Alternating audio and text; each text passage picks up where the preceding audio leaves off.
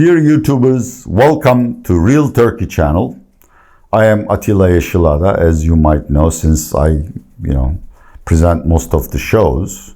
We will have guests in the future, but right now it's August and no one does anything serious in Turkey in August. It's like a month-long siesta. People will not come back from vacation before September. Then we will have guests. This time, instead of reviewing data or political developments, I want to talk about Turkish economy and its future. The title of the video is Turkey is facing a very bleak winter. In other words, contrary to some estimates, I estimate that the Turkish economy would experience a moderate to severe recession in the winter months.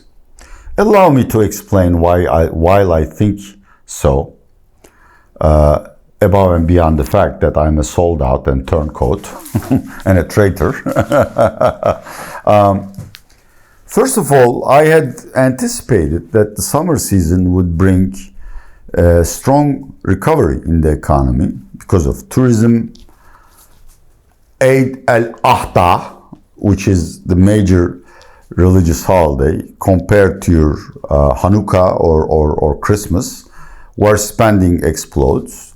In addition to that, the government has a 80 billion lira budget deficit, which means it spent a lot. Central bank cut rates.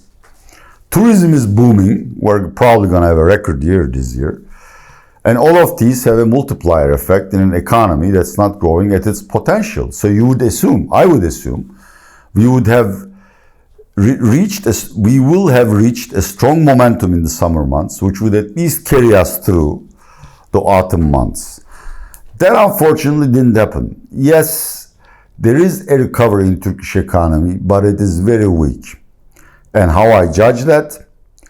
Every month, Turkish Statistics Agency, Turkstat, and the central bank publish several confidence indices. These are close to your PMIs, ISMs, or Conference Board Consumer Confidence Index, you name it. In all of these, there has been monthly improvements. Both consumer confidence, manufacturing industry confidence, retail, services, and construction industry confidence indices displayed month-on-month improvements. That's the good news. The bad news is, as some of you might know, the dividing line between pessimism and optimism, or things going well and things going poorly, is 100. So if an index takes the value of 105, we can say, well, optimism is increasing. Probably it will reflect positively on the economy. With the exception of the manufacturing industry confidence index, all of these indices are below 100.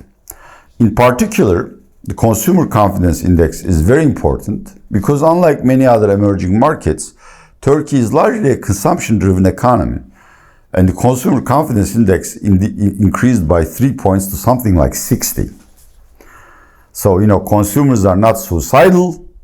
They are not declaring insolvency, but clearly they are not in a position to buy houses, cars, refrigerators, and the new gizmos. 4K TVs. And I can also verify the fact that Turkish consumers are extremely depressed from the loan data. Over the last 12 months, consumer loans did not increase a penny. Given the fact that we have 15% running inflation, this means actually consumer loan portfolio shrank by 15%. And without loans, you can't buy a house, you can't buy a car, you can't even, buy furniture in Turkish standard. So without loan growth, clearly, consumer is not in a good mood. So very weak August rebound, which might carry to September, simply because it's back to school season and you will have to shop. If you have 5 children, then you will become poor. And of course, tourists will stay. Tourists usually start leaving in October. So there would be some momentum. But Beyond September and October, I really don't see any kind of upside for the Turkish economy. Global reasons are primary in my concern. In the first 7 months of the year, emerging markets to which Turkey belongs have attracted huge amounts of financial capital, which obviously appreciates the currency and allows the central banks to reduce rates, thus helping economic activity. But thanks to President Trump, he has created so much uncertainty that money started flowing out of emerging markets. And it's my humble opinion that this shall be the case even if the Federal Reserve Board cuts interest rates in September. So the fact that Turkey is not receiving enough financial capital, which boosts the lira and reduces the bond yields and of course increases economic sentiment, a recovery is difficult. But there are other factors as well. Over the summer months, electricity and natural gas prices have been increased, I think, at least by 15%. Obviously, this has no impact on Turkish consumer right now because it's 30 degrees outside and we're using a fan to chill this room. So my natural gas bill is 0 liras. Whether you increase 0 by 1.15, it's still 0. But as of October, my heating bill will go up by 15%.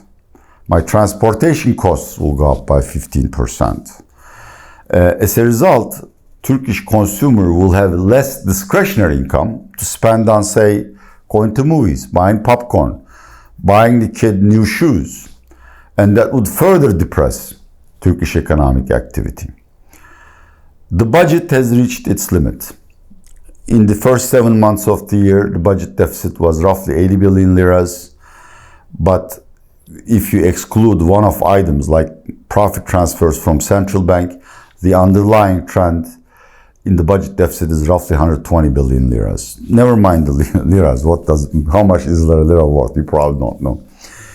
Fair estimates, estimates I obtained from other economists, expects the Turkish budget deficit to jump from 2% of GDP last year to roughly 4, maybe even 5% this year, which means the Treasury cannot spend anymore because obviously there are constraints and they can't borrow that easily in the domestic or international markets. So far, whatever little momentum Turkish economy has owes its presence to Treasury spending. If Treasury spending stops accelerating, there too would be a depressing effect on economic activity. More importantly, trying to cover the budget deficit by continuously increasing taxes or natural gas, electricity, water prices is self-defeating in the sense that it might reduce the budget deficit, but it also steals money from my pocket, which means I can't spend anymore. So the government's gain is my loss. Net, it's a zero-win game. Of course, if you follow Turkey and investment banking research, you would have noticed that there is a lot of hope laid on Turkish Central Bank, which has already reduced rates by 425 basis points and is expected to cut another 300 basis points in September. That might have some effect, positive effect on Turkish economy, on the credit channel. But I would like to warn you about the downsides of such a move. Turkish retail savers, already keep half of their deposits in FX, not in Turkish lira. If you cut the rates, deposit rates will go down and people might be buying more foreign currency, which reflects poorly on the exchange rate. 2, cutting interest rates too low could rekindle inflation or lead to asset bubbles. But most importantly, the Turkish policymakers don't quite understand that countries like Turkey, Philippines, Indonesia look up to Fed and follow its footsteps. So if Fed cuts, central bank can cut more easily because the interest rate differential between dollar and TL is preserved. I'm fairly sure Fed will cut interest rates one more time in September. But whether they will keep cutting interest rates through 2020 as markets anticipate is up in the air. I'm not so sure about that. If Turkish Central Bank continues to cut rates or cuts rates more than would be warranted by Fed's leadership, then of course foreigners will leave Turkish financial markets. And that too, through the currency and bond yields, would affect economic activity negatively. So, I mean, things can change. The Erdogan government promised substantial structural reforms like social security reform, a judicial reform. As of October, when the parliament comes back from recess, it has promised to clean up the bad loan problem in the banking system. It has promised this and that. But until these promises are fulfilled and Turkey has a comprehensive structural reform agenda and sensible economic policies, I really don't see any upside in the Turkish economy. And I want to particularly say that as long as Ankara stays on the current policy path, exemplified, for instance, Mr. Erdogan constantly claiming higher interest rates leading to higher inflation, things will not get better. So we'll have a recession this year. And unless Erdogan changes his precepts, his notions about the economy, recession will continue in 2020. You ever watched the Real Turkey channel, a new channel which tries to present impartial views about Turkish economy, finance, and politics? If you like it, share it with other Turkey fans. If you hate it, share it with your enemies. Subscribe if you want to. If you don't want to, just watch. This is Atilla Yesilada saying goodbye from sunny Istanbul.